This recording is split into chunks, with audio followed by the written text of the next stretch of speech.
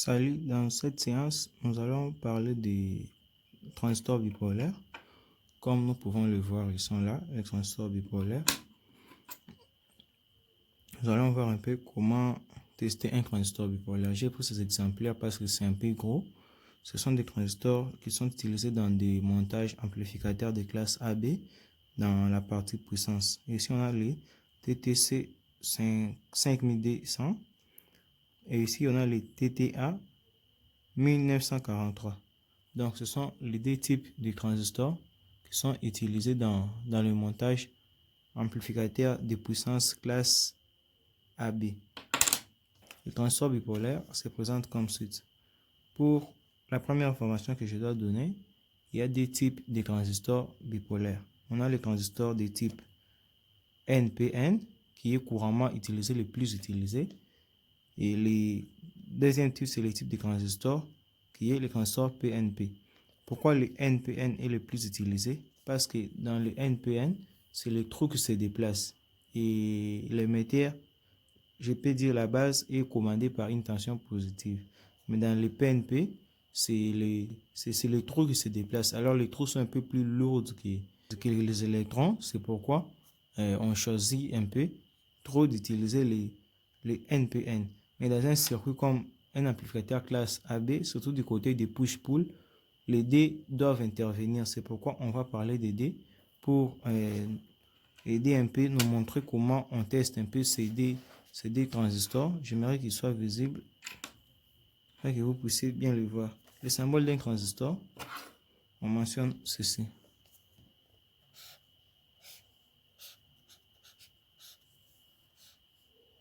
Je vais mettre les deux symboles.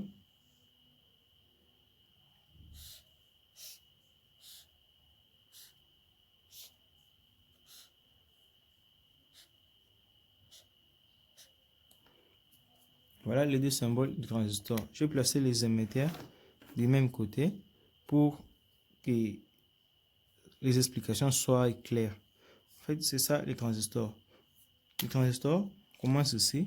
On a la broche ici démêlée qu'on va appeler la base. Et celui qui a une flèche, on va l'appeler l'émetteur. Et celui qui n'a pas de flèche, nous l'appelons le collecteur. C'est comme ça que se présente un transistor bipolaire. Pour ces cas-ci, c'est parfaitement la même chose. Dans la nomenclature, il n'y a pas de différence. Ici aussi, c'est la base. Ici, l'émetteur. Ici, le collecteur.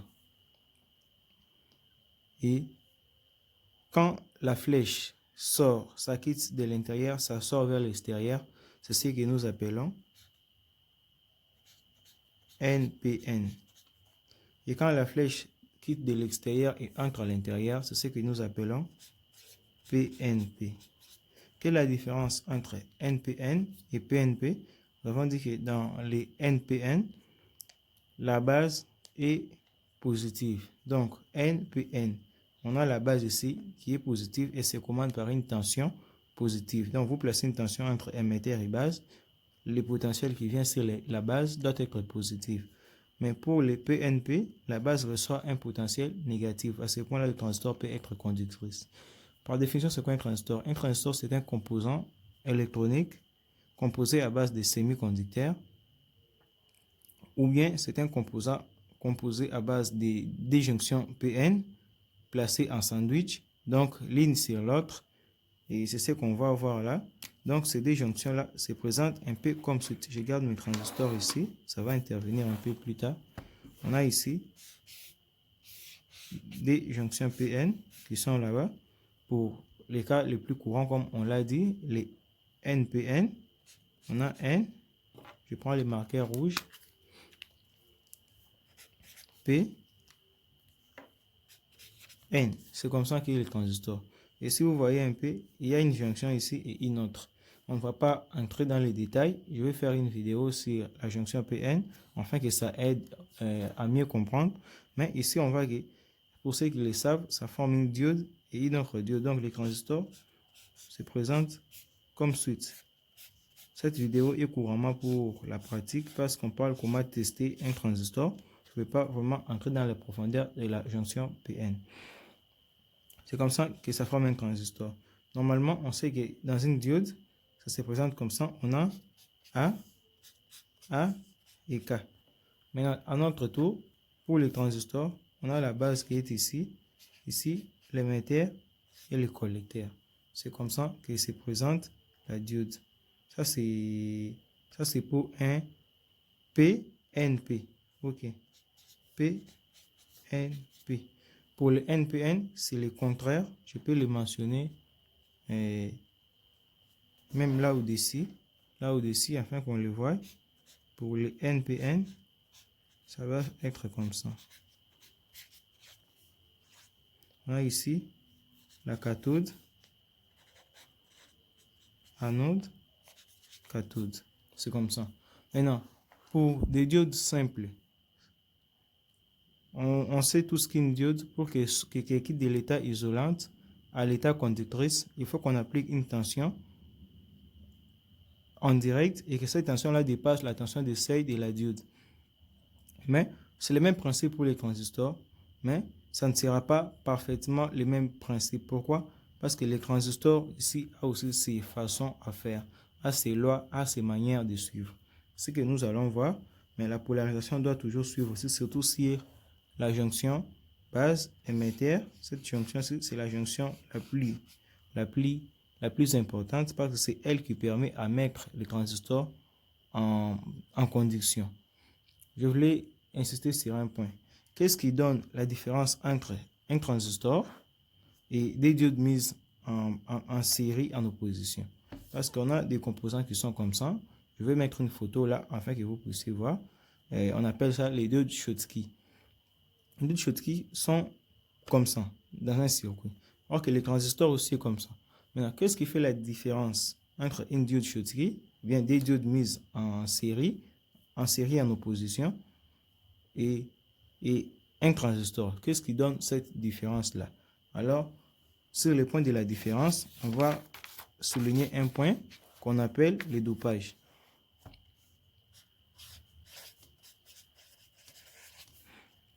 Le dopage. Donc, on a 3 couches de semi-conducteurs. On a ici un N, ici aussi N, et au milieu, on a un P. Le P, c'est ça la base. Là, ici, il y a l'émetteur et le collecteur. Je place mon E là-bas, mon C, et ici, la lettre B pour la base. Je crois que c'est ça. Maintenant, qu'est-ce qui va intervenir ici? Dans la diode, tous ces semi-conducteurs sont dopés ou bien enrichis de la même manière. Mais dans les transistors, celui de l'émetteur, il est fortement enrichi. Celui du collecteur, il est moyennement enrichi. Et celui de la base est faiblement enrichi. Maintenant, ces enrichissements, c'est ce qui permet que ça ne soit pas comme la diode. Ok, pour la diode, tous ces semi-conducteurs sont enrichis à un même pourcentage. Mais on voit qu'ici, celui-ci est fort, celui-ci est moyennement et celui-ci est faiblement. Maintenant, on aura maintenant des jonctions ici. Il y a une jonction qui est ici, qu'on appelle la jonction base émetteur. Et on a aussi ici une autre jonction qu'on appelle collecteur base. Collecteur base et base émetteur. Maintenant, pour que les deux broches principales où le courant doit circuler, c'est de l'émetteur vers le collecteur. Ici, on émet un courant, ici, on collecte un courant. C'est comme ça que le courant doit circuler. Mais pour que le courant circule, on doit appliquer une différence de potentiel qu'on appelle ici tension de commande. Cette tension de commande-là, ça doit être pour un transistor bipolaire, c'est un courant. Mais nous savons qu'un courant et une tension, souvent c'est l'alternative dans un circuit électronique. Il n'y a pas présence de courant sans qu'il y ait une tension. Il n'y a pas non plus présence d'une tension sans qu'il y ait présence d'un courant. Maintenant, nous allons voir ça un peu plus tard dans notre vidéo. Là, on va voir les types de polarisation des transistors, comment polariser un transistor et calculer son courant. Maintenant, la tension d'un seuil d'un transistor bipolaire, si ces transistors, comme je vous le montre, comme ça, c'est au silicium. Pour un transistor au silicium Si, la tension de seuil est de 0,7 volts. Mais son courant, c'est déterminé par les fabricants. Et ici, c'est au germanium. germanium, c'est 0,4 volts. Donc, quand c'est au silicium, quand vous appliquez une différence de potentiel sur ces points de 0,4 volts, j'insiste, le plus ici, parce qu'on est en NPN, et le moins ici. Souvent, ça, l'émetteur, il est relié à la masse. Donc, ici, on a un plus 0,7 volts. À ce point-là, on ouvre les barrières et la tension peut passer. Et si nous revenons sur notre schéma d'ici, nous pouvons voir que c'est ça le symbole de l'NPN. Ici, on aura cette broche qui pourra aller à la masse. Et ça, c'est la base qui est la commande. Et ici, on peut mettre une résistance qui est une charge qui part sur la tension. Je mets ça en rouge. VCC, plus VCC.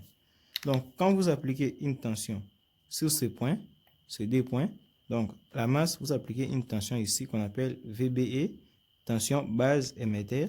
À ce point-là, le transistor qui est comme un interrupteur va se mettre à conduire. S'il était comme ça, ce point-là va se fermer et il va conduire. C'est ça le principe de fonctionnement d'un transistor bipolaire. Pour le PNP, il se comporte de la même manière, mais sauf que les tensions et le courant sont en inverse. Là, ici, c'est un plus. Ici, ça sera un moins. C'est comme ça que ça se différencie. Ici, c'est l'émetteur qui doit aller au potentiel plus et le collecteur qui doit aller au potentiel moins. C'est ça la grande différence entre les deux. L'autre point sur lequel on doit parler, c'est le test. Comment tester un transistor bipolaire? Pour tester un transistor bipolaire, nous commençons par les NPN qui est là. Et si vous voyez souvent dans des transistors, l'intervention de la lettre C, au débit, donc ce transistor-là est probablement un NPN. Et si vous voyez l'apparition de la lettre A ou B, donc ce transistor-là peut être un PNP. On commence avec les NPN. Maintenant, dans les tests du transistor, ce qui va nous rassurer le plus, c'est ce schéma qu'on a fait ici. Donc, c'est ça qu'on va suivre. Il n'y a pas d'autre principe à suivre dans les tests d'un transistor bipolaire. Donc, les milliers là, c'est la base. Ici, l'émetteur, ici, le collecteur. Mais, ça ne sortira pas toujours qu'ici, c'est les milliers, car là-bas aussi, c'est les milliers. Non, c'est pas ça. Comment ça va se présenter? Les milliers là peut apparaître ici. Les milliers là peut apparaître ici. Les milliers là peut aussi apparaître ici. Donc, la base d'un transistor peut apparaître dans n'importe quelle de ces broches. La base ne devait dire tout simplement que non, elle doit être au milieu. Non, c'est pas ça. La base peut apparaître ici, elle peut apparaître ici, elle peut aussi apparaître ici. Maintenant, comment reconnaître la base et la différencier du collecteur et de l'émetteur? Bien, comment identifier chacune des broches du transistor? Pour ce point-là, on va seulement suivre ces pratiques. Prenez tous la diode. Ici, si j'ai mon multimètre que j'ai là, vous voyez, là ça conduit et là ça va. Là ça conduit et il n'y a pas de continuité. Normalement, avec une diode, vous voyez que ça c'est la cathode. Si je prends mon fil rouge et que je le mets ici au milieu et que je viens ici, ça devait conduire pour une diode. Et si je le place encore là-bas, ça devrait aussi conduire. Je crois que ça va. Maintenant, si je fais l'inverse, je viens ici, ça ne doit pas conduire, la diode est bloquée. Et si je fais encore ceci, ça ne doit pas conduire car la diode est bloquée. Et si je touche les deux extrémités, ça ne donnera pas non plus car la diode est aussi bloquée. J'ai pris avec moi des diodes simples qui sont ici et nous allons faire le test. Ici, mon multimètre, vous avez vu que là, ça va. Regardez bien le multimètre. J'ai la diode qui est ici. Je commence d'abord les tests en direct. En direct, je prends cette diode. Ça s'échappe un peu. Vous voyez, en direct, elle conduit. Et en inverse, quand je verse, elle ne conduit pas. Il n'y a rien dans le multimètre. Je fais ça de même pour celle-ci aussi. En direct. Quand on dit en direct, donc le potentiel plus sur l'anode et le potentiel moins de l'appareil sur la cathode. Là, ça conduit. Et en inverse, ça ne conduit pas. Maintenant, je vais rattacher les deux diodes pour faire ceci. Je rattache les deux diodes pour faire ça. Elles sont là. Je vais les prendre. On va suivre les schémas. La cathode est libre. La cathode est libre. Ce sont les anodes qui sont ensemble pour les NPN. On met les anodes ensemble. Je vais les relier. Je relie les anodes. Je vais voir qu'est-ce que ça va me donner. C'est ça. Donc, on a relié les diodes. Comme on l'avait dit là-bas, je prends mon plisse. Je mets au milieu. Je viens ici, regardez bien l'appareil. Ça conduit. Quand je viens encore là-bas, ça conduit. Et si je fais l'inverse, de prendre le moins et que je les mette au milieu, je viens ici, ça ne conduit pas. Et là, ça ne conduit pas. C'est ce qu'on avait dit. Et si je prends les deux extrémités, ça ne conduira pas. Ça ne conduira pas non plus. Donc, excepté ces deux possibilités-là, il n'y a pas d'autre. Excepté cette possibilité où celui-ci au milieu, et que ici ça conduit, et là ça conduit, il n'y a pas d'autre possibilité. C'est ça le principe à suivre. Et qu'est-ce qu'il y a? C'est lui qui conduit avec les dés, comme vous le voyez, et qui bloque avec les dés. C'est celui-là qu'on va appeler la base pour un transistor. Donc, pour ce transistor-ci, la patte qui va conduire avec les dés et bloquer avec les dés, c'est celle qu'on va appeler la base. Donc, nous venons ici, nous commençons de droite à gauche. On a ici, ça a bloqué, ça a bloqué. Celui-ci a bloqué avec les dés. Mais alors de conduire, il a bloqué, il a fauché. Il a bloqué avec les dés, mais il a conduit avec un. Voilà que ce n'est pas la base. Nous venons ici, il a conduit, il a bloqué, il a bloqué, il a bloqué. Donc, ce n'est pas la base. Et nous venons ici, mettez trop d'attention sur celui-ci. Il a conduit, il a conduit. Nous faisons l'inverse. Il a bloqué, il a bloqué. Donc, c'est lui la base.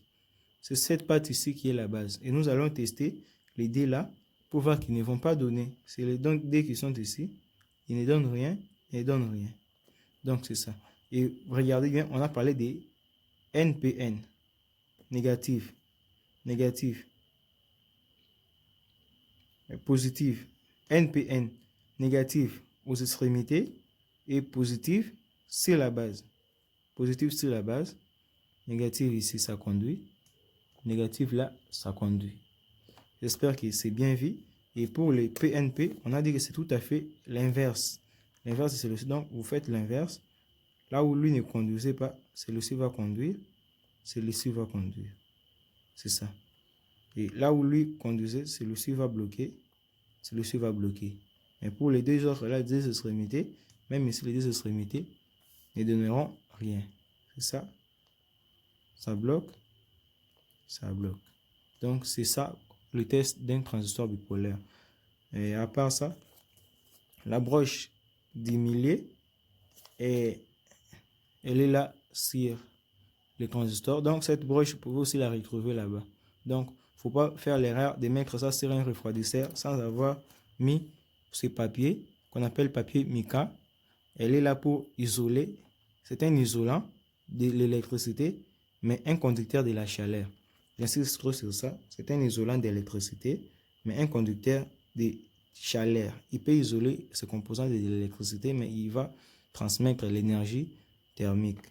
Et le dernier point, nous avons retrouvé la base. Maintenant, comment retrouver le collecteur et l'émetteur? Comment maintenant faire pour différencier les collecteurs et l'émetteur or que les deux conduisent dans le même sens? Le principe est simple.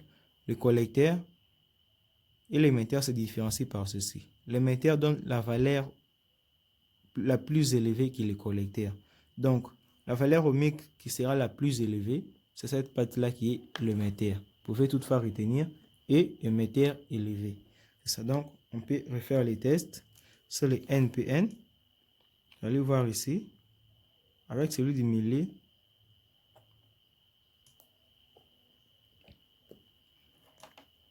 NPN, avec celui du milieu, il va donner 0,457.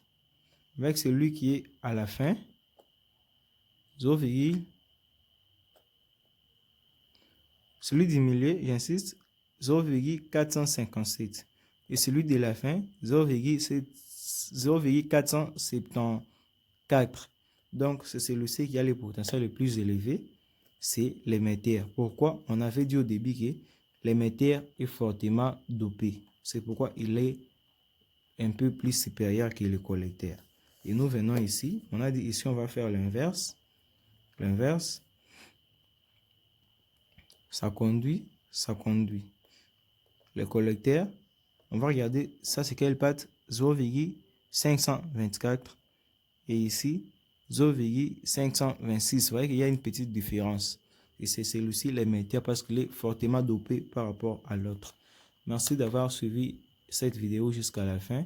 N'hésitez pas de vous abonner et de partager la vidéo et surtout activer la cloche de notification pour ne pas manquer d'autres vidéos qui seront bientôt dispo. Merci.